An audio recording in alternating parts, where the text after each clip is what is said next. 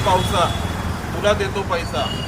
नाले सफाईत भ्रष्टाचार झाला मोठा, सत्ताधाऱ्यांचा खिसा झाला मोठा।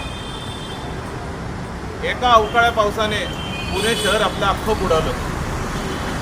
पुणे महानगरपालिकेचा भोंगळा कारभार आपल्या सर्वांच्या समोर आज आलेला आहे।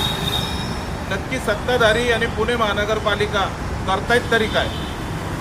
टॅक्स रुपी स्वरूपात आपण जे पैसे देत आहोत हे पुणे महानगरपालिका आणि सत्ताधारी लुटत आहे।